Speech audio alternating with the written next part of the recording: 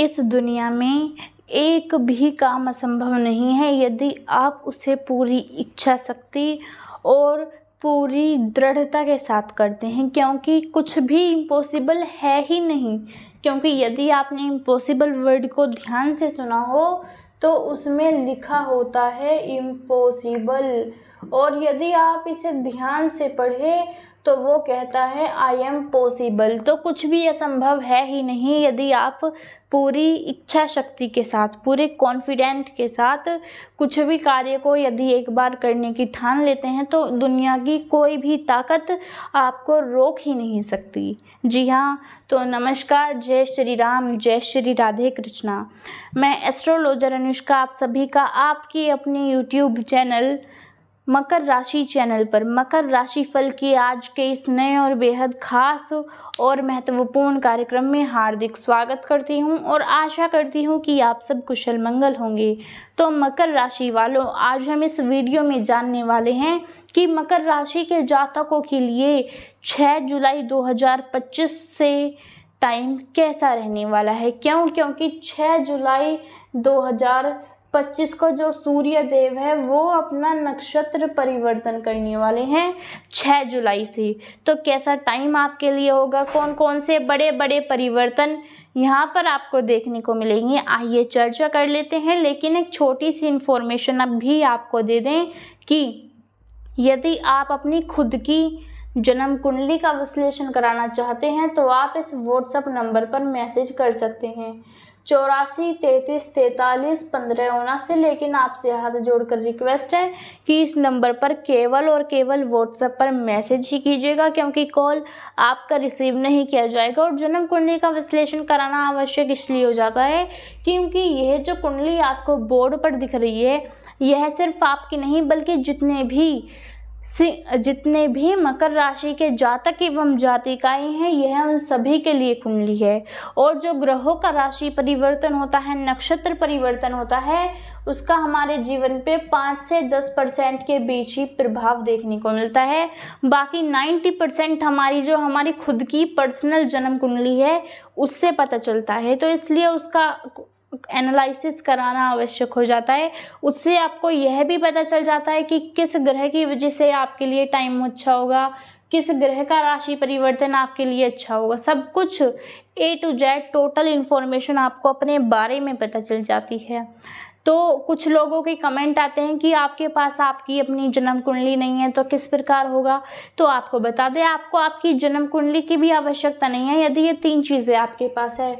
जी हाँ, यदि आपके पास date of birth, time of birth and अपने प्लेस ऑफ बर्थ यदि आपको पता है तो आपकी कुंडली का विश्लेषण आसानी से हो सकता है, इसमें कोई दिक्कत नहीं आएगी। तो आइए जानते हैं। वीडियो को शुरू करने से पहले कमेंट बॉक्स में जय सूर्यदेव अवश्य ही लिख दीजिएगा।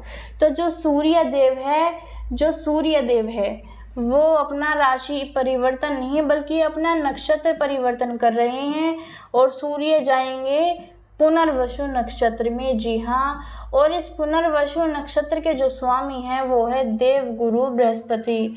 जी हाँ, गुरु हैं और सूर्य और गुरु एक दूसरे के मित्र ग्रह माने जाते हैं। तो इसके चलते यह जो राशि परिवर्तन नहीं, ये जो नक्षत्र परिवर्तन है यह आपके लिए बहुत ही ज़्यादा शुभ साबित होगा, क्योंकि सूर्य अपने मित्र के नक्षत्र में जा रहे हैं और सूर्य मित्र के साथ बैठे भी हैं। लेकिन एक दिक्कत है यहाँ पर कि बैठे 6th हाउस में हैं और आपको पता है कि कुंडली के 3 घर अच्छे नहीं होते, 6ठा, 8वां और 12वां। तो आइए जानते हैं कैसा इफेक्ट यहाँ पर आपको देखने को मिलेगा। सबसे पहले तो गुरु आपकी कुंडली के किसी भी भाव में बैठ जाए, चाहे वो अच्छा हो बुरा हो, गुरु कभी बुरे परिणाम दे ही नहीं सकता। सबसे ज़्यादा शुभ ग्रह गुरु ही हैं और सूर्यदेव 6ठे हाउस में बैठे हैं तो इससे ज़्यादा दिक्कत आपको नहीं होगी। जी हाँ, ये जानते हैं कि कैसा टाइम आपके लिए आखिरकार रहने वाला है। तो सबसे पहले तो 6th हाउस में दोनों ग्रह बैठे हुए हैं। 6th से दोनों की दृष्टि 12th हाउस में भी जा रही है और 12th हाउस भी जो है अच्छा नहीं माना जाता। तो आइए जानते हैं। सबसे पहले तो सूर्य देव जो है मान सम्मान के कारक ग्रह माने जाते हैं।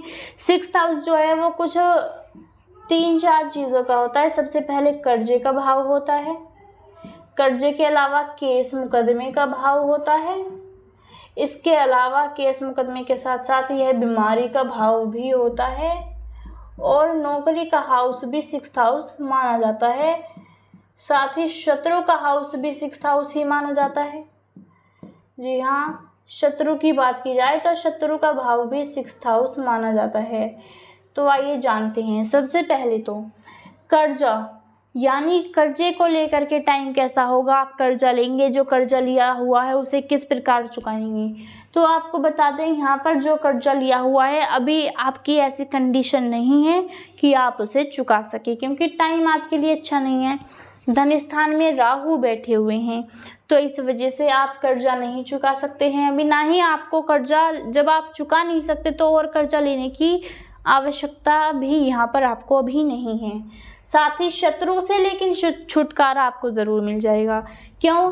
क्योंकि सूर्य बैठे हैं ना, सूर्य क्या है, ग्रहों के राजा, तो इस वजह से सूर्य के डर से जो सभी ग्रह हैं उनका प्रभाव जो है कहीं ना कहीं थोड़ा थोड़ा ख़त्म होता हुआ नजर आएगा। यानी आप जो हैं इस टाइम पर अपने शत्रुओं से बिल्कुल नहीं डरने वाले हैं, बल्कि आपके जो शत्रु हैं ना वो भी आपकी तारीफ करेंगे, आपका मान सम्मान करेंगे इस टाइम पर।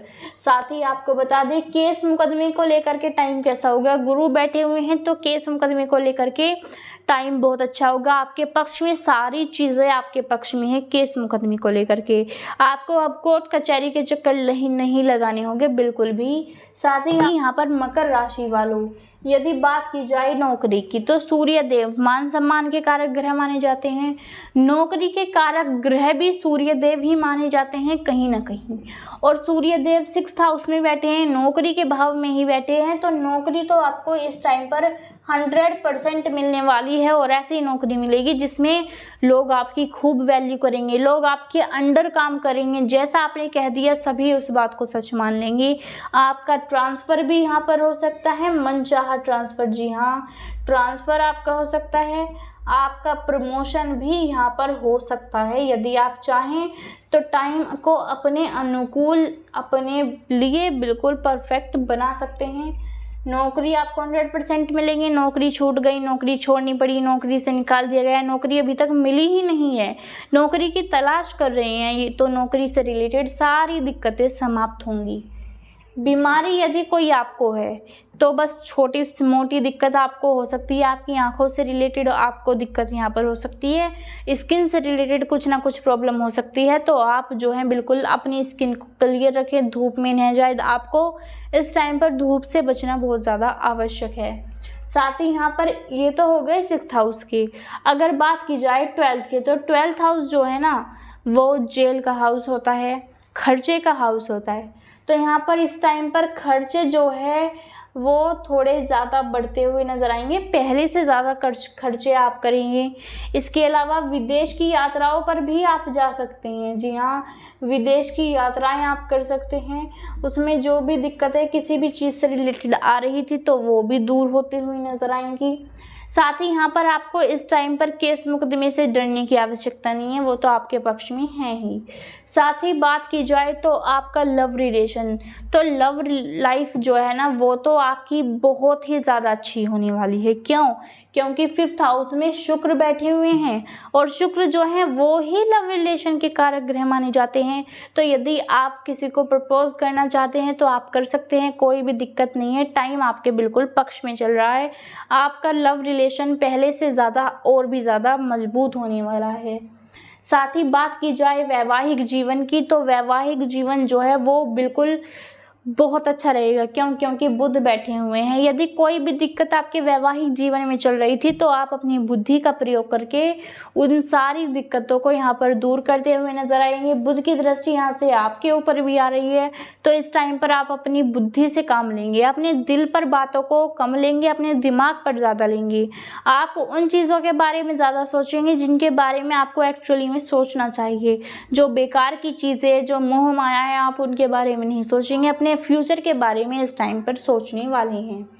साथ ही बात की जाए इस टाइम पर जो है ना आप किसी छिपे हुए ज्ञान को खोजना बहुत ज़्यादा आपको पसंद होगा।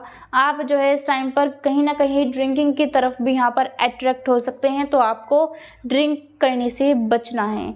साथ ही बता दें, इस टाइम पर आपको एस्ट्रोलॉजी में काफ़ी ज़्यादा इंटरेस्ट होगा। आप जो है छिपी हुई चीज़ों को ज़्यादा मानेंगे। साथ ही इस टाइम पर लालच भी आपके मन में कहीं न कहीं उत्पन्न हो सकता है। आपको बहुत ही ज़्यादा गुस्सा आ सकता है, तो आपको अपने गुस्से पर भी कंट्रोल करने की आवश्यकता है। तो मकर राशि वालों, आशा करते हैं कि आपको हमारे बताने का और समझाने का तरीका सार्थक लगा होगा। तो यदि आप चैनल पर पहली बार आए हैं, चैनल को सब्सक्राइब अवश्य ही कीजिएगा और कमेंट बॉक्स में ज़रूर बताइएगा कि आपको वीडियो कैसा लगा। जाते जाते एक ही रिक्वेस्ट है कि इस नंबर पर व्हाट्सएप पर ही मैसेज करें और कमेंट बॉक्स में राधे राधे अथवा जय सूर्यदेव अवश्य लिखें। मिलते हैं नई वीडियो के साथ, तब तक के लिए जय हिंद, जय भारत, वंदे मातरम, जय श्री राधे कृष्णा, राधे राधे।